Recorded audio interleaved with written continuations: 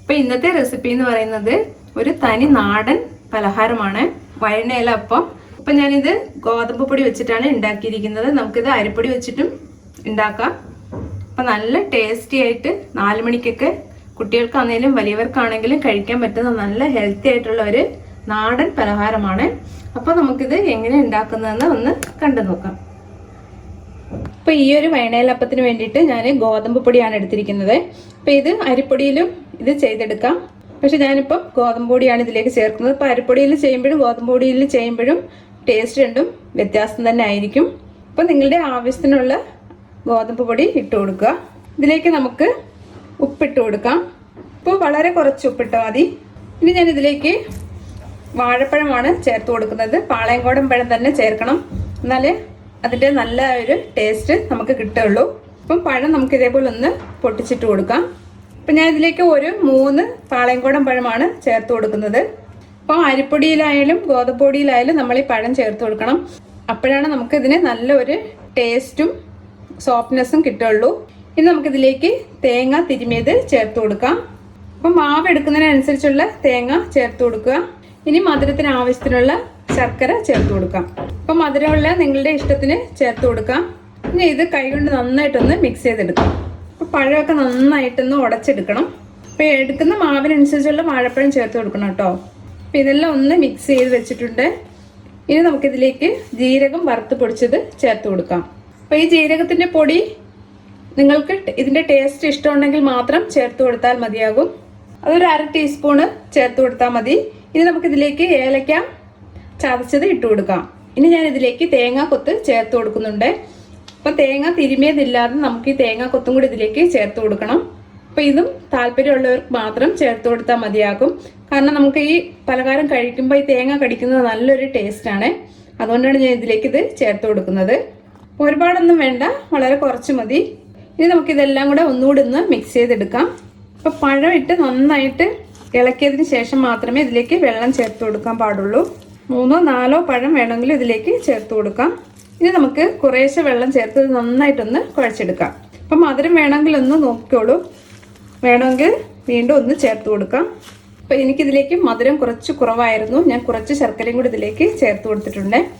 ഇനി നമുക്ക് കുറേശ്ശെ വെള്ളം ഒഴിച്ച് ഇതൊന്ന് കുഴച്ചെടുക്കാം. കുറേശ്ശെ വെള്ളം ഒഴിച്ച് കുഴച്ചാൽ മതിയാകും.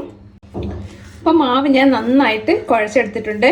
ഇത് ഈ ഒരു പാകം മതിയാകും. നമുക്ക് ഈ ഇലയിൽ എടുത്ത് വെക്കുന്ന ഒരു പാകം. ഒരുപാടങ്ങ് വെള്ളമായി പോകരുത്, അതേപോലെ തന്നെ ഒരുപാട് കട്ടിയാവരുത്.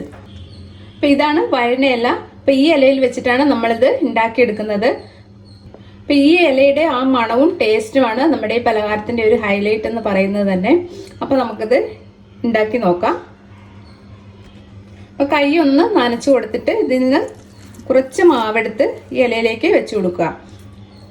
അപ്പം ഈ ഇലയുടെ ഈ ഒരു വശത്തായിട്ട് ഇത് വെച്ച് കൊടുക്കണം. അതിനുശേഷം ഈ ഇല ഇങ്ങനെ മടക്കുക. അതേപോലെ തന്നെ കുറച്ച് മാവെടുത്ത് ഈ മടക്കിൽ വെച്ച് കൊടുക്കുക.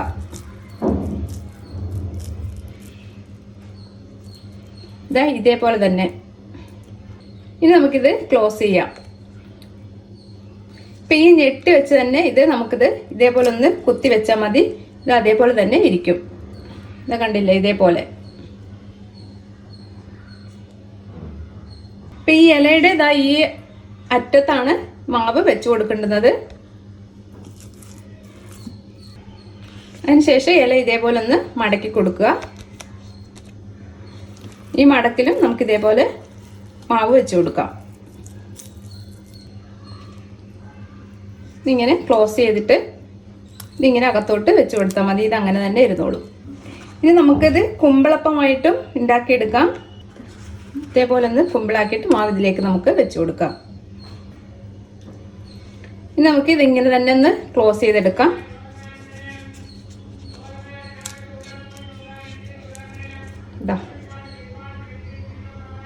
നമുക്ക് ഇതേപോലെ തന്നെ എല്ലാം ഒന്ന് ചെയ്തെടുക്കാം. ഇപ്പം ഞാനിതെല്ലാം ഒന്ന് ഉണ്ടാക്കി എടുത്തിട്ടുണ്ട്. ഇനി നമുക്കിത് ഇഡ്ഡലി പാത്രത്തിൽ ആവിയിൽ വെച്ചൊന്ന് വേവിച്ചെടുക്കാം. അപ്പം ഞാനിതെല്ലാം ഇഡ്ഡലി പാത്രത്തിൽ വെച്ചിട്ടുണ്ട്. ഇത് നമുക്കിതൊന്ന് വേവിച്ചെടുക്കാം. ഇതിപ്പം വെന്ത് വന്നിട്ടുണ്ടോ എന്ന് നമുക്കിതൊന്ന് തുറന്ന് നോക്കാം.